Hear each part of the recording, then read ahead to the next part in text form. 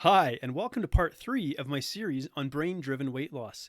If you haven't yet, I do strongly recommend that you watch part 1 and part 2, and then this video will be even more impactful with that foundational information. Now, if you are a first time viewer, allow me to introduce myself. My name is Coach John McLernan. I'm the head coach at Freedom Nutrition Coaching. And between myself and my clients, we've lost literally thousands of pounds. And I want to help you to become another success story, not just at losing weight, but keeping it off for life. So we do this not through dieting, strict meal plans, overpriced shakes, or crazy workouts, but rather through my unique approach called brain-driven weight loss.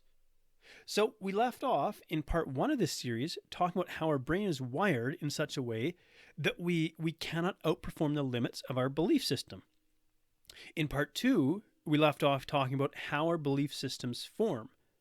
So we have to learn to work with the brains, and I say brains plural because there's really kind of 3 brains within your brain. And I'm going to talk about those today because we have to learn how to work with them. Now, as I mentioned in a previous video, 95% of our brain functions are unconscious. We're only aware of 5% of our brain function at any given time. Now, this is necessary because there's simply, there's too much information coming our way.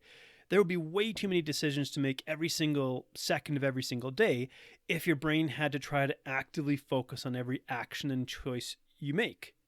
For example, what fingers to use to grasp your toothbrush, which muscles to engage with how much force, and so on when you go to brush your teeth. If your brain had to actively engage to make decisions all day long, it would be impossible to function in day-to-day life. So instead, our brain has a way of making most of what we do automatic and unconscious. It's how we can function and survive. So in order to carry out these functions, as I mentioned, we have kind of 3 brains. We have what's called the lizard brain or the primal brain, the limbic or the mammal brain, and then the part that makes us human, the neocortex. So most of the time, we're not actually consciously thinking about the actions we take and the decisions we make. Our decisions are made based on our sense of identity, our belief systems, and our past experience. And then the brain uses the reticular activating system. We talked about that in the second video. The reticular activating system is used to organize things efficiently into what needs your conscious attention and what does not require it. That's your brain being efficient, organizing information to be congruent with your identity and beliefs. So let's talk about these 3 brains and what their overall functions are. So the so-called, lizard or reptilian brain is focused on survival and self-preservation. It's responsible for automation. The mammal brain or the limbic brain is responsible for emotions and where we feel things, and it controls processes like hormones and temperature control. The mammal brain is responsible for habit formation and homeostasis, which means keeping things the same. So these 2 parts of our brain are focused on keeping you alive and safe, automating as much as possible, and then keeping things the same. Then you have the neocortex. The neocortex represents the 5% of your conscious brain. So the so-called mammal and reptile brains represent the 95%. That's where all the unconscious thoughts and feelings and behaviors happen automatically. So you have these unconscious parts of your brain that have these powerful drives for survival, preservation, and maintaining homeostasis. Now, what do? Well, we try to outsmart those parts of our brains by setting goals. And when we do this, we're trying to overcome our brain's drive for automation and equilibrium. Now, who we are in this very present moment is not a product of our grand aspirations, but really a product of our repeated behaviors. So when we say something like, I want to lose 40 pounds, what we're actually saying is, I want to become the person who is 40 pounds lighter and stays that way. So the real question or issue here is, who are you going to be day in and day out to get you to that place where you want to be? Okay, so let's tie this together from what I've just shared around the brain and habits and so on. So 95% of brain functions are unconscious and automatic. So our brain first prioritizes survival, and once that is secure, homeostasis, which includes our habits and repeated behaviors. So think about the things that you do every day on repeat. Wake up, go pee, brush your teeth, drink some water, make some coffee, get some breakfast, pick out clothes to wear. Maybe you have to feed the kids or commute to work. All of this happens largely automatically. You don't really have to think about doing these things. These are habits and automation in action. But try to change those patterns, and all of a sudden it's not so easy, right? And so here's where we get to the heart of the matter, and we ask, how are those habits formed? In short, we can say that habits get wired in through emotions that feel good. Now, I've got no doubt you've heard some version of the "it takes 21 days to form a habit." And it turns out that's not entirely true or complete. Because in order for a habit to form, we require a dopamine response. Now remember, dopamine is that brain chemical that makes us feel pleasure. We could say that dopamine is in fact a learning brain chemical. So if a behavior feels good, we learn to repeat that behavior. Now, here's the kicker. It's the same whether it's a good habit or a bad habit. So eating a bag of chips while watching Netflix late at night has the same kind of response as going out and doing something active and fun. So either way, good habits and bad habits are formed the same way. So let me give you an example from my own personal life. I remember when I was a little boy, I had this great aunt. Her name was Edna, and she used to babysit sometimes. And if I was good, she would give me a coffee crisp candy bar. Even to this day, more than 3 decades later, when I see a coffee crisp, I think of my Aunt Edna. Now, the other side of that coin is the avoidance of pain or discomfort. I'm not going to misbehave because I don't want to miss out on getting my coffee crisp. So our brains, they follow the dopamine response either to pleasure or avoiding pain. And that's how our habits are formed. So thinking about a child learning to walk, at the time of recording this, my son's right in that stage. He kind of wobbles and shuffles and topples. And what's really important here is how I respond to that. So if when he toppled over, I was to rush over, scoop him up, act upset and worried, that would actually deter his learning how to walk. It would trigger sort of an alarm response in his brain.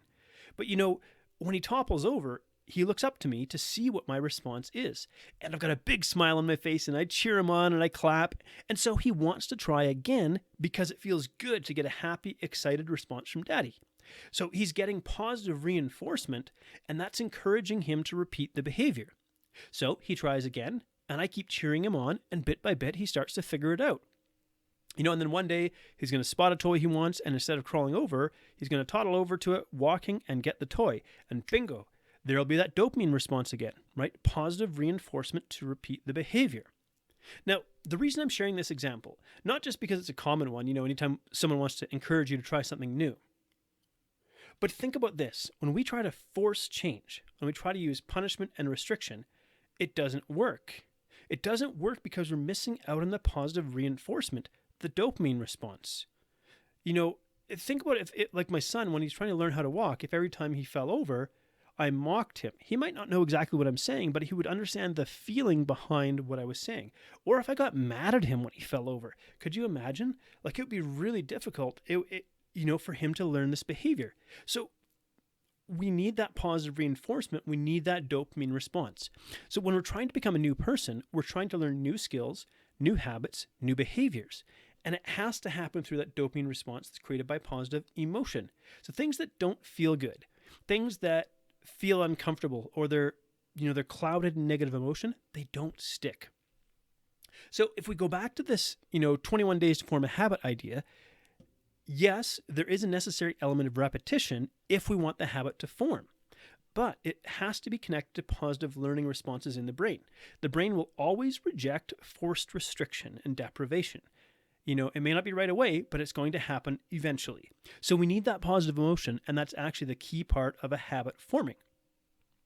Now, sometimes we have bad habits that we want to break. How does that work? Because remember, our brains like equilibrium, it likes to keep things the same, because it's easier to keep you alive if we don't rock the boat. That's that 95% part of the brain telling you to stay the same and to not change anything. So even if logically you know that the behavior isn't helpful, it started somewhere, and it started with a dopamine response in the brain. So now imagine how it feels for your 95%, automatic and survival focused brain if you come in like a proverbial bull in the china shop and you start trying to introduce these massive changes. I'm throwing out all the food in the pantry. I'm going keto and throwing away all the carbs in the house. I'm counting macros and I'm weighing all of my food, every bite of food that goes into my mouth. And your brain goes, whoa, whoa, whoa, hang on a sec. This is too much change, and too much change feels uncomfortable. So the brain's drive for habits, automation, and homeostasis, that will create resistance to your desired change.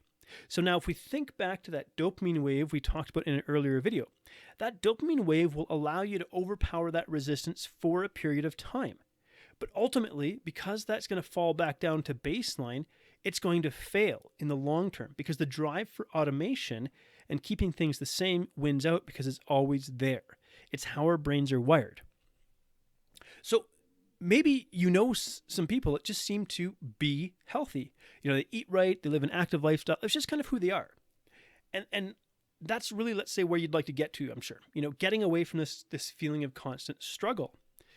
We really want to move into this place where it feels natural to do those things instead of as though we're fighting against who we are. And to do that requires that we leave behind this mindset of restriction, deprivation, punishment, forcing yourself to do things against your will. Things like trying to set huge goals or signing up for events, hoping that pressure will be the push that, propels you to change. Because remember, the brain does not respond well to being forced against its will. The brain rejects efforts that feel painful or bad. The brain says, I'm going to fight you, and here's why. So remember that from the survival perspective of our primal, lizard brain, change equals unknown, and unknown equals danger. So that is, if what you're trying to do doesn't match up with your current belief system, if you're trying to be a healthy person, but you firmly believe that you're not, it's going to create this sensation of danger in your primal brain. And while it might sound like strong language to put it that way, when you listen with, say, your thinking brain, remember the primal brain operates on much simpler circuitry. So when the primal brain feels unsafe, quite literally, it will send you the signal to not do the things you're trying to do. Don't get up early. Don't buy that healthy food. Go ahead and eat that donut. You want that chocolate, that bag of chips. Don't work out. You don't have the energy, and so on. The primal brain is sending those signals to stop you from making it uncomfortable with your efforts to create change. So, knowing that this is how our brain works, this is exactly why we must work with our brain instead of fight it if we want to create permanent transformation.